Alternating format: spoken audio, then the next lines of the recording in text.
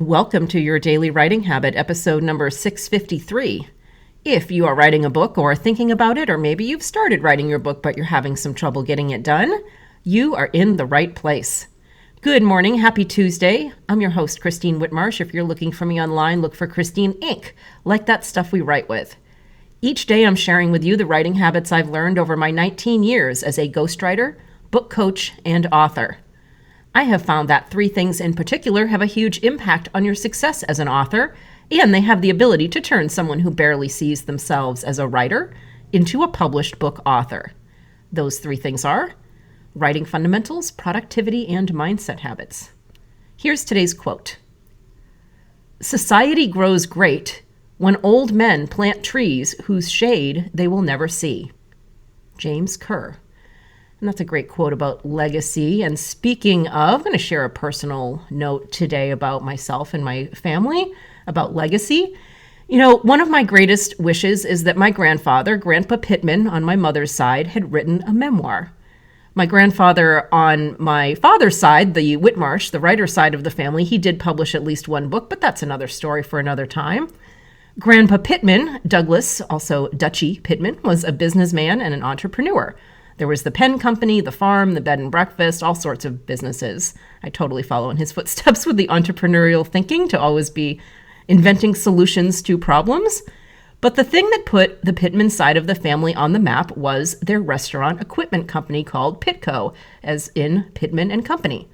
And restaurant equipment might not sound totally glamorous unless you realize that the Pitco Fryolator came from that.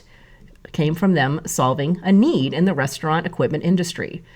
A fryolator is also known as, more commonly, the French fry machine. Yes, that thing that you see with the wire basket in the fast food restaurants, among other places.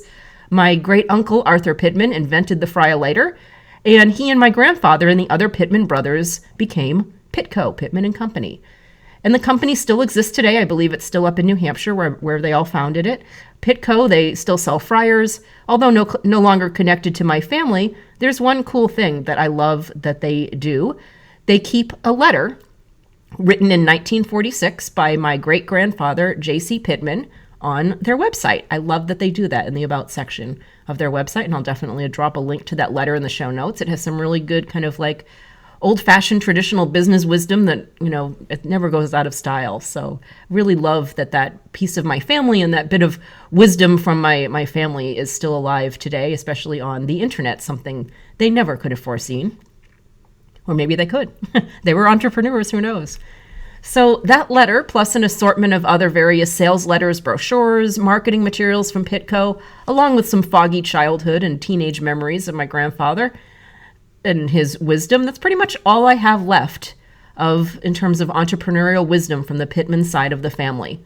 Specifically from my grandfather, who, like I mentioned earlier, was a very successful businessman and one I even looked up to when I was little, but not specifically for the business part. I was very young, didn't know anything about that.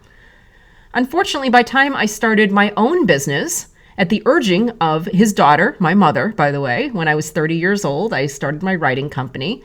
Unfortunately, my grandfather was long gone. And when I needed his business wisdom the most, I was left to piece together ideas from old marketing materials, photos, documents, and my mother's memories. Don't get me wrong, these were very valuable, quite valuable, and I'm glad my mom saved all of those pieces of paper that I was sifting through, especially when I became an entrepreneur in my own right.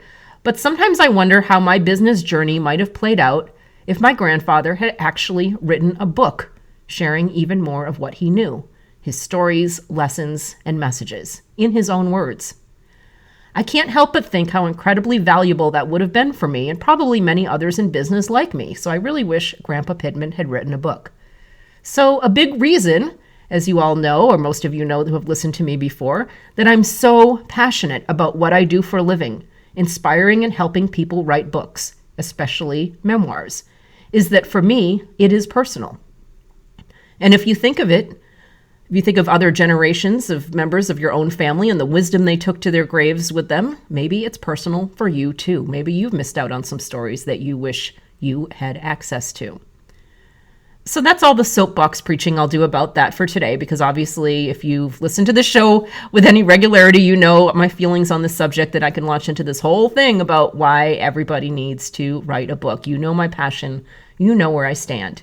So for today, I just wanted to share a personal story with you about one of my whys, one of my reasons behind my passion. Thank you for joining me here on Your Daily Writing Habit, where I am helping you write and finish writing an awesome book. And please drop by my Inc. Authors group on Facebook for motivation, accountability, book writing, publishing resources, and more. And as always, I will drop the link in the show notes. Until tomorrow, happy writing.